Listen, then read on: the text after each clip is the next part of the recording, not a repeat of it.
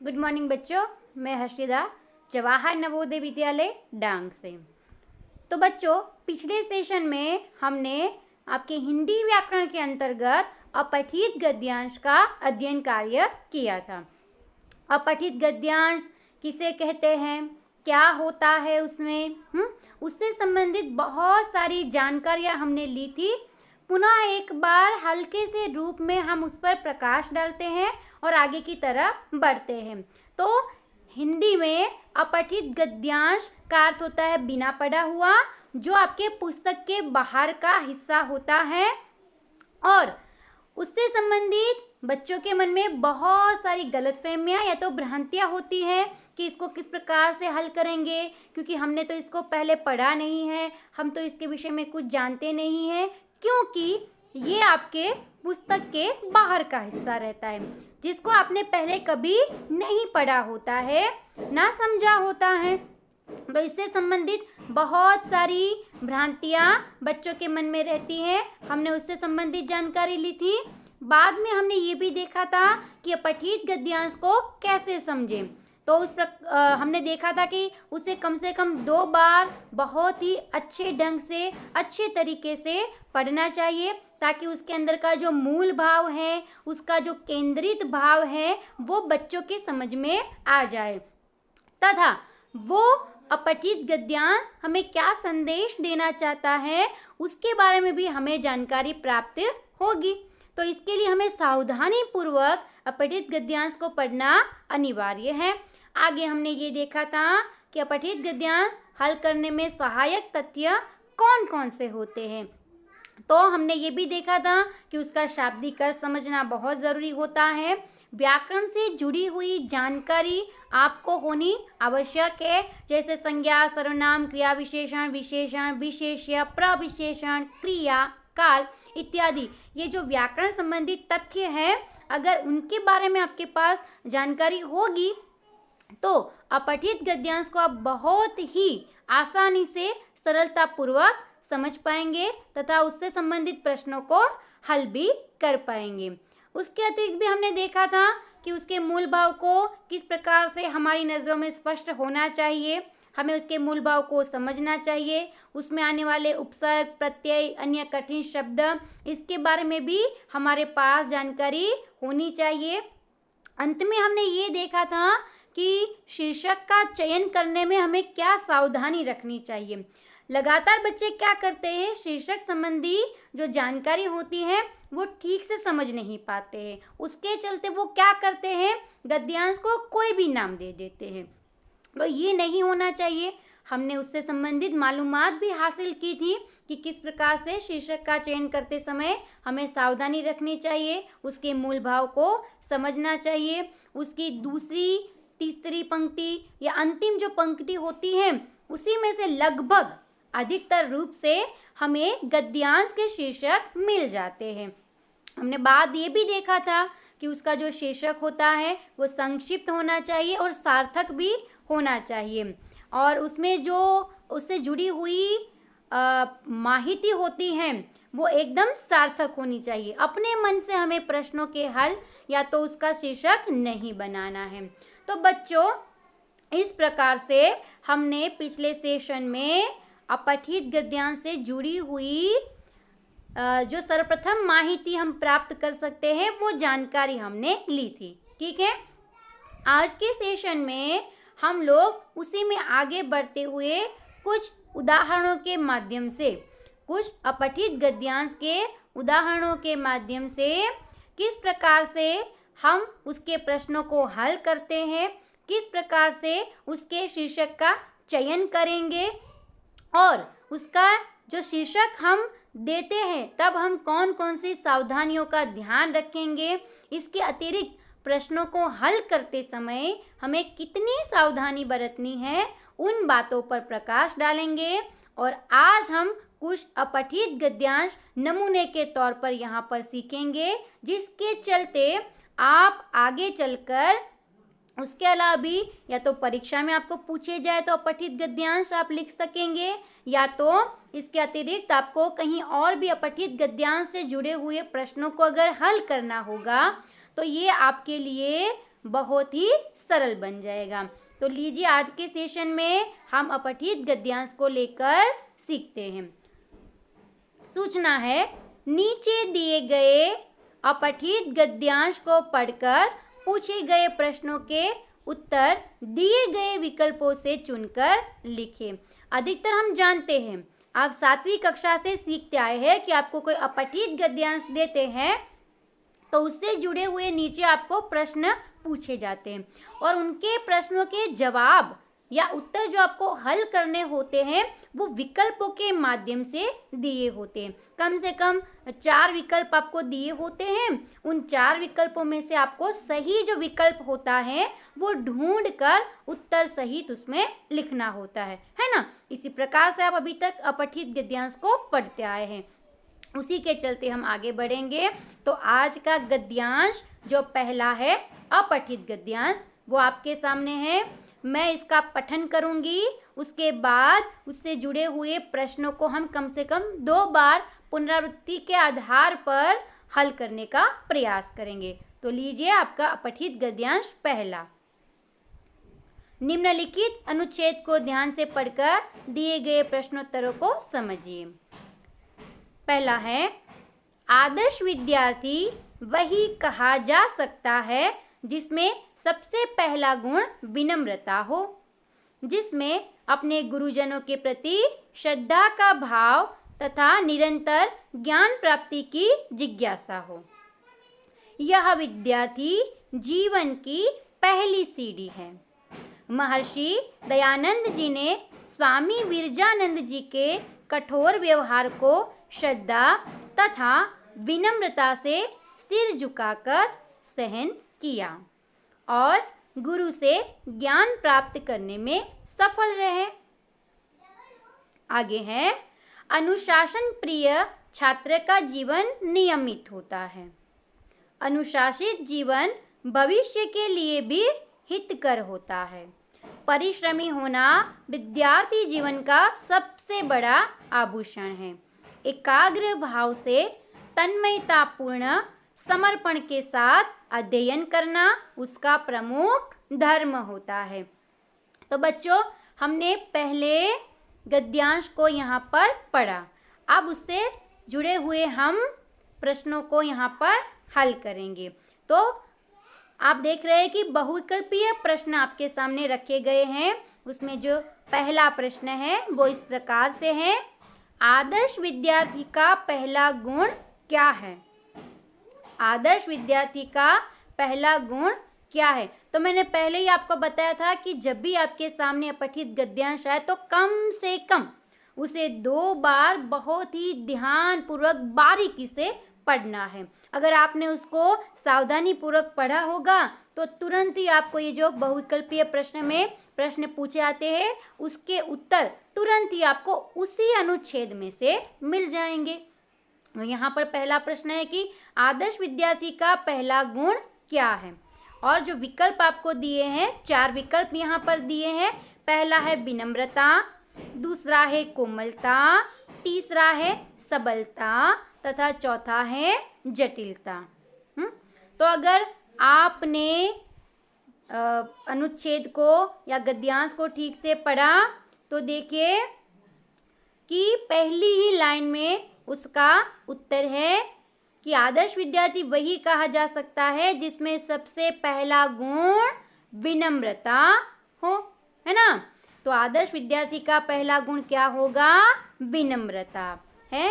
तुरंत ही हमें यहाँ पर उसका उत्तर गद्यांश के माध्यम से ही मिल गया। लेकिन वो कब मिलेगा? अगर आपने बहुत ही सूक्ष्मतापूर्वक उसका अध्ययन कार्य किया होगा तब मिलेगा। अगर आपने ऊपर ऊपर से उसको पढ़ लिया, जल्दी जल्दी अगर आपने उसका पठन कर लिया तो आप हो सकता है कि उसका उत्तर गलत दे सकते हैं। दूसरा प्रश्न है, आदर्श विद्यार्थी में किसके प्रति श्रद्धा होती है? सीधी सी बात है, विद्यार्थी की बात है तो विद्यार्थी का संबंध किससे जुड़ा हुआ रहता है? अपने गुरु के प्रति, अपने टीचर के प्रति, अपने शिक्षक के प्रति। तो इसका जवाब भी हमें तुरंत ही मिल जाएगा कि आदर्श विद्यार्थी में किसके प्रति श्रद्धा होती है? और विकल्प आपको जो 4 दिए हैं वो इस प्रकार से हैं: पुष्पों के प्रति, पक्षियों के, गुरुजनों के या पशुओं के। तो क्या उत्तर आएगा? अगर आपने गद्यांश पढ़ते समय अगर ध्यान दिया तो आपको इसका उत्तर तुरंत मिल जाएगा। तो आदर्श विद्यार्थी में गुरुजनों के प्रति श्रद्धा होती है। किसके प्रति होती है? गुरुजनों के प्रति श्रद्धा होती है। कैसे छात्र का जीवन नियमित होता है? कैसे छात्र का जीवन नियमित होता है? तो आप गद्यांश में देखें, नीचे से जो चौथी लाइन है उसमें ही दिया है, अनुशासन प्रिय छात्र का जीवन नियमित होता है। तुरंत आपको इसका उत्तर मिल गया। और जो आपको विकल्प दिए हैं उसमें दिए हैं मित्र प्रिय, अनुशासन प्रिय, गुरु प्रिय तथा सब प्रिय। और हमें गद्यांश में से उसका जो सही उत्तर था वो मिल गया है। कौन होता है? अनुशासन प्रिय छात्र का जीवन नियमित होता है। आगे चलते हैं। अंतिम प्रश्न आपके सामने है, विद्यार्थी जीवन का सबसे बड़ा आभूषण क्या है? विद्यार्थी जीवन का सबसे बड़ा आभूषण क्या है? अब उसका उत्तर भी हमें इसी अपठित गद्यांश में से मिल जाएगा। देखिए, नीचे से तीसरी लाइन में परिश्रमी होना विद्यार्थी जीवन का सबसे बड़ा आभूषण है। तो इसका उत्तर हमें तुरंत मिल गया कि परिश्रम विद्यार्थी जीवन का सबसे बड़ा आभूषण है। तो इस प्रकार से जब हमने गद्यांश को बहुत अच्छे से कम 2 बार पढ़ा या पढ़ा होगा तो तुरंत ही हमें इन प्रश्नों के उत्तर हल करने में आसानी होगी, है ना। तो इस प्रकार से हमने पहला अपठित गद्यांश तथा उससे संबंधित प्रश्नों को पढ़ा। आगे बढ़ते हैं और उसी प्रकार से दूसरे गद्यांश का अभ्यास करते हैं। क्या कहते हैं इसमें? देखिए, आज का समाज स्वार्थपरक और क्षुद्र विचारों का बन गया है।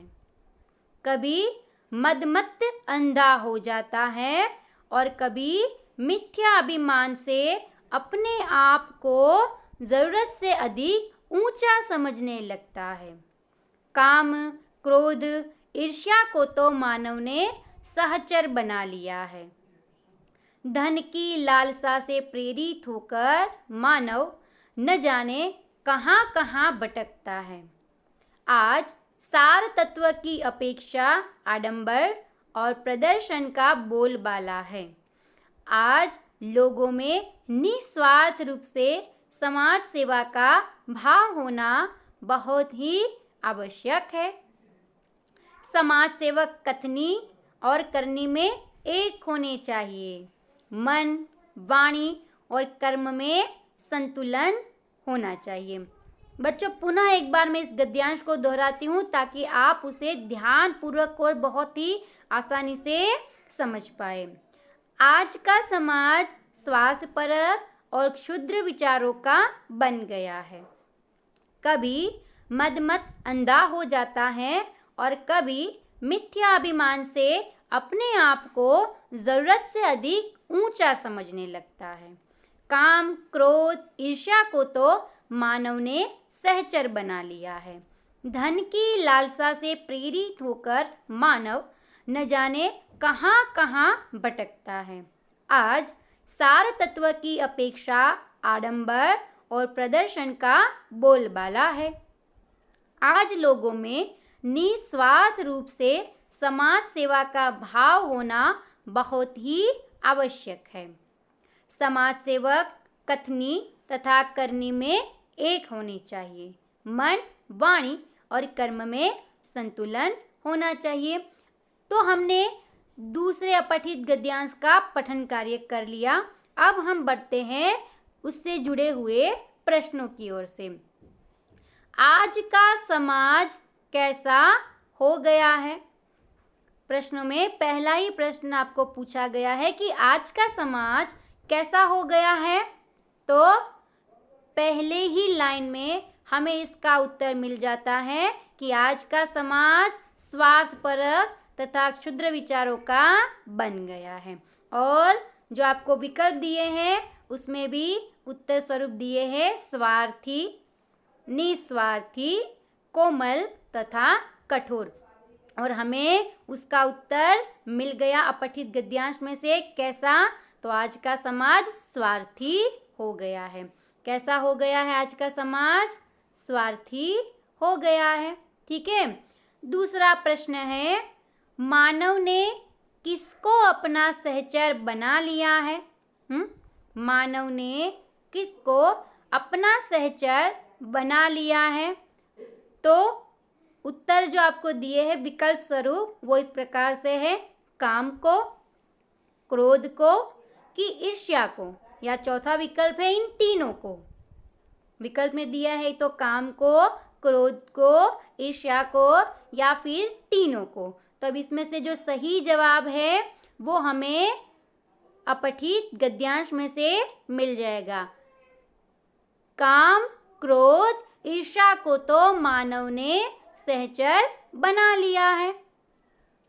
उत्तर हमें इसी में से मिल गया, काम, क्रोध, ईर्ष्या को तो मानव ने सहचर बना लिया है। तो दूसरे प्रश्न का जो उत्तर मिलेगा उसमें काम भी है, क्रोध भी है और ईर्ष्या भी है।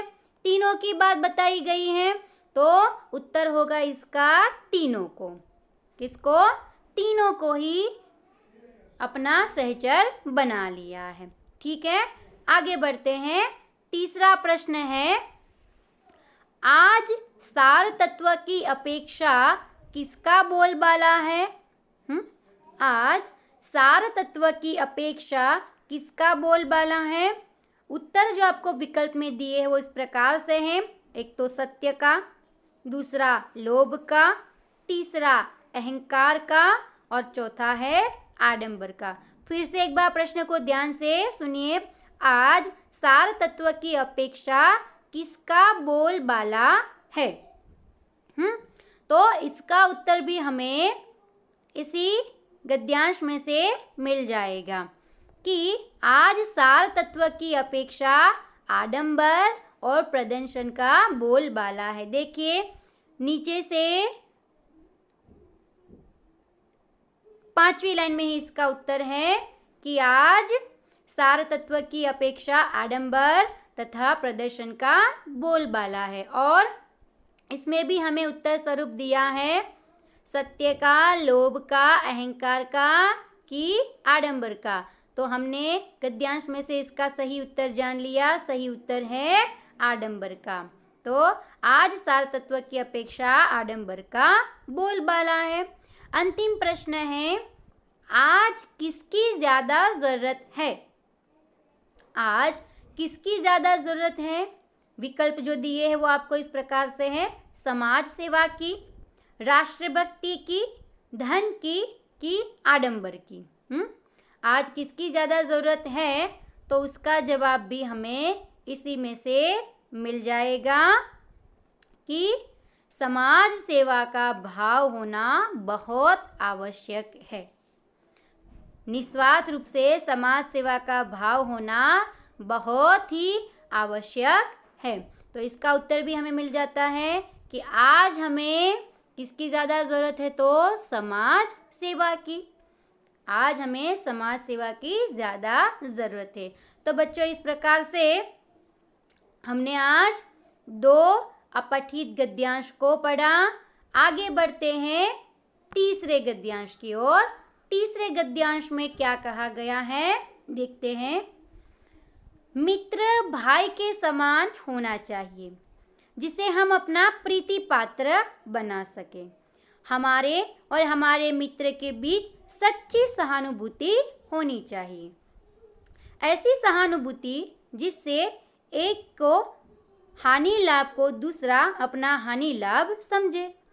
मित्रता के लिए यह आवश्यक नहीं कि दोनों मित्रों का कार्य या रुचियाँ एक सी हो, बिल्कुल लाजमी है। प्रकृति और आचरण की समानता भी आवश्यक नहीं है। दो विभिन्न प्रकृति के मनुष्य में भी बराबर प्रीति और मित्रता रही है। जैसे राम धीर गंभीर तथा शांत प्रकृति के थे, तो लक्ष्मण उग्र और उद्दंड स्वभाव के थे।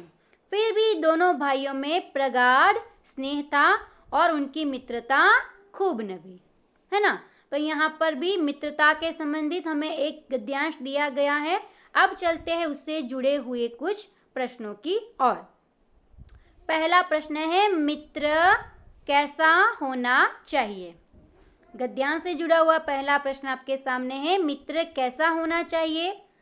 और उसके जो विकल्प दिए वो इस प्रकार से हैं, दोस्त के समान, भाई के समान, मित्र के समान या शत्रु के समान। अब इसका उत्तर हमें गद्यांश में से ही मिल जाएगा। पहली ही लाइन में इसका उत्तर है, मित्र भाई के समान होना चाहिए। क्या है?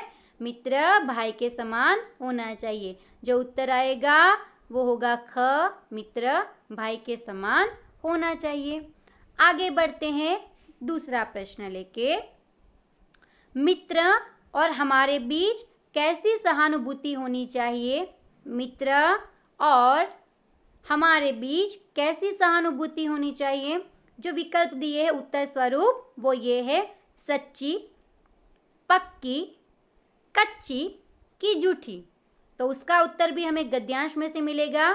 वापस चलते हैं गद्यांश की ओर कि मित्र और हमारे बीच कैसी सहानुभूति होनी चाहिए। तो दूसरी ही लाइन में उसका उत्तर है, हमारे और हमारे मित्र के बीच सच्ची सहानुभूति होनी चाहिए। तुरंत उत्तर मिल गया है, कैसी सहानुभूति होनी चाहिए, सच्ची सहानुभूति होनी चाहिए। तो दूसरे प्रश्न का जो उत्तर होगा वो रहेगा क, सच्ची सहानुभूति होनी चाहिए। तो देखो बच्चों, कितनी आसानी से हमें तुरंत ही प्रश्नों के उत्तर गद्यांश में से ही मिल जाते हैं। पता नहीं, कभी कभी बच्चे बोलते हैं कि हमें कठिन लगा। मुझे तो कुछ कठिन नहीं लग रहा और कठिन है भी नहीं। अगर आपने बहुत ही ध्यानपूर्वक गद्यांश को पढ़ा है तुरंत उसके उत्तर मिल जाते हैं। आगे बढ़ते हैं तीसरे प्रश्न की ओर। मनुष्य का स्वभाव कैसा होना चाहिए। मनुष्य का स्वभाव कैसा होना चाहिए। विकल्प दिए हैं वो इस प्रकार से हैं, उग्र, उद्दंड, नम्र कि शांत। उसका जवाब भी हमें गद्यांश में से मिलेगा कि मनुष्य का स्वभाव कैसा होना चाहिए। तो यहीं पर हमें मिल जाएगा कि मनुष्य का स्वभाव कैसा होना चाहिए। देखिए, आप भी ढूंढने का प्रयास करिए कि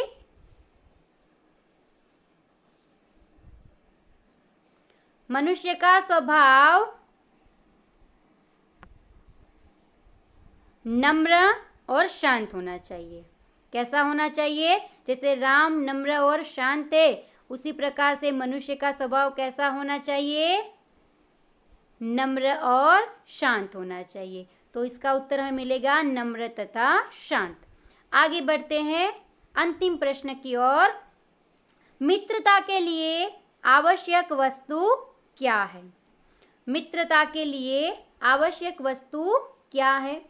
तो जो विकल्प आपको दिए उत्तर समेत वो ये है कि शांत प्रवृत्ति, दूसरा है समान रुचियाँ, सच्ची श्रद्धा तथा प्रगाढ़ स्नेह। 4 विकल्प आपको दिए हैं। तो क्या होना चाहिए। तो देखो, इसमें अंतिम लाइन में आपको दिया है कि दोनों भाइयों में प्रगाढ़ स्नेह था। दोनों भाइयों में क्या था, प्रगाढ़ स्नेह था। तो इसके लिए आवश्यक है कि भले उनके स्वभाव भिन्न हो, भले उनकी प्रकृतियां विभिन्न हो, लेकिन मित्रता के लिए जो आवश्यक वस्तु है वो है प्रगाढ़ स्नेह। क्या है, प्रगाढ़ स्नेह। तो अंतिम प्रश्न का उत्तर होगा प्रगाढ़ स्नेह।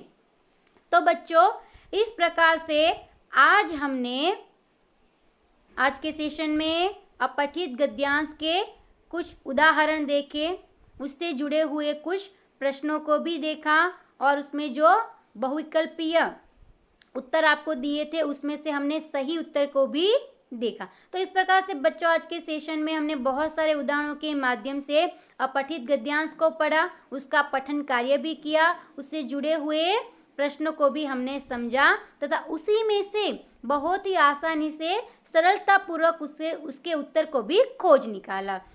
तो इस प्रकार से जैसा हम शुरुआती तौर पर पढ़ चुके हैं कि जब भी आपके सामने अपठित गद्यांश रखा जाए तो बहुत ही सूक्ष्मता के साथ, बहुत ही बारीकी से कम 2 बार आपको उस अनुच्छेद का या गद्यांश का आपको अध्ययन करना है।